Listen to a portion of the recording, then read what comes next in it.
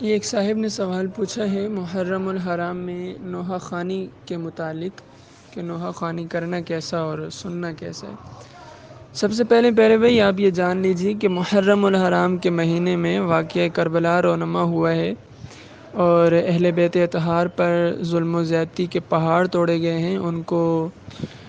بھوکھا پیاسا رکھ کے میدان کربلا میں شہید کیا گیا ہے۔ تو جب یہ واقعات ایک مسلمان پڑھتا یہ سنتا ہے تو اس کی آنکھوں سے سیل اشک رواں ہو جاتے ہیں اور اس کا دل صدموں سے چور چور ہو جاتا ہے۔ لیکن بعض حضرات اس کو ایک الگ ہی طریقے سے منانے کی کوشش کرتے ہیں، یعنی ایک رسمی طور پر وہ لوگ اس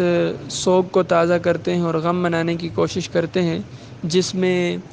وہ نوحہ خوانی کرتے ہیں، سینہ خوبی کرتے ہیں اور اپنے گریبان وغیرہ پھاڑتے ہیں، اپنے چہروں پہ مارتے ہیں، اسی طرح ماتم وغیرہ کرتے ہیں اور آہ و بکا کرتے ہیں۔ تو یہ ساری چیزیں اسلام میں ناجائز ہیں۔ حضور علیہ السلام کی کثرت کے ساتھ احادیث مبارکہ اس پہ وارد ہیں، جن میں سے ایک مشکاہ شریف کے اندر حدیث مبارکہ موجود ہے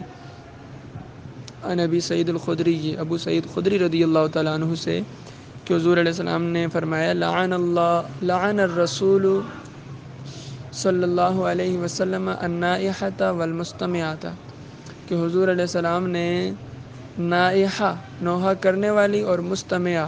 نوحہ سننے والی دونوں پر حضور علیہ السلام نے لعنت فرمائی ہے۔ تو نہ ہی نوحہ سننا ہے اور نہ ہی نوحہ کرنا ہے۔ اسی طرح حضور علیہ السلام نے ارشاد فرمایا لیس منا من ضرب الخدود وشق الجیوب ودعا بدعوی الجاہلیہ، کہ وہ شخص ہمارے راستے پر چلنے والوں میں سے نہیں ہے کہ جو اپنے چہرے پر تماچے مارے اور اپنے گریبان پھاڑے، اسی طرح زمانہ جاہلیت کی طرح اپنی آوازوں کو بلند کرے، یعنی جس طرح زمانہ جاہلیت میں ایسے الفاظ اور ایسی آوازیں نکالی جاتی تھی کہ جو شرعاً بالکل ممنوع ہیں، جیسے آج کل نوحے میں اور میت پر جو آہ و بکا کی جاتی ہے اس میں کچھ جاہل عورتیں آوازیں نکالتی ہیں اور شکوے وغیرہ کر رہی ہوتی ہیں جو حد کفر تک بھی پہنچتی ہیں۔ تو ان سب امور سے ہمیں بچنا چاہیے۔ اسی طرح ایک اور حدیث بھی ہے، حضور علیہ السلام نے ارشاد فرمایا انا بریء ممن سلق و خلق و خرق، کہ حضور علیہ السلام نے ارشاد فرمایا کہ میں اس شخص سے بیزار ہوں کہ جو اپنے سر کے بال منڈائے، یعنی حادثے کے وقت یا مصیبت کے وقت جو اپنے سر کے بال وغیرہ منڈائے یا چلا چلا کر روئے اور اپنے کپڑے پھاڑے، میں اس شخص سے بیزار ہوں۔ یہ بھی مسلم شریف کے اندر روایت موجود ہے۔ اسی طرح نوحہ کرنے والی کے متعلق حضور علیہ السلام نے ارشاد فرمایا ہے کہ النائحۃ اذا لم تتب قبل موتها تقام یوم القیامۃ وعلیہا سربال من قطران ودرع من جرب، کہ حضور علیہ السلام نے ارشاد فرمایا کہ نوحہ کرنے والی اگر مرنے سے پہلے توبہ نہیں کرتی تو وہ قیامت کے دن اس حال میں کھڑی کی جائے گی کہ اس کے جسم پر تارکول کی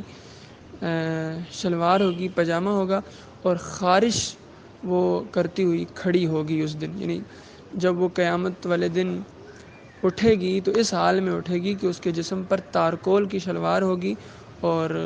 جس سے وہ اپنے جسم کو خارش کر رہی ہوگی۔ تو لہٰذا اس واقعے کی مناسبت سے جو شخص بھی خلاف شرع امور کے ذریعے اپنے رسمی دکھ اور غم کو ظاہر کرے گا اور نوحہ خوانی کرے گا تو وہ ان وعیدوں میں شامل ہوگا۔ تو ایسے لوگوں کی مجلسوں میں بھی ہمیں شریک نہیں ہونا، کیونکہ اس کے متعلق بھی ہے کہ جو جس کے شعار کو اپنائے گا وہ پھر انہی میں سے اٹھایا جائے گا۔ تو اللہ تبارک و تعالی ہمیں امام حسین رضی اللہ تعالی عنہ نے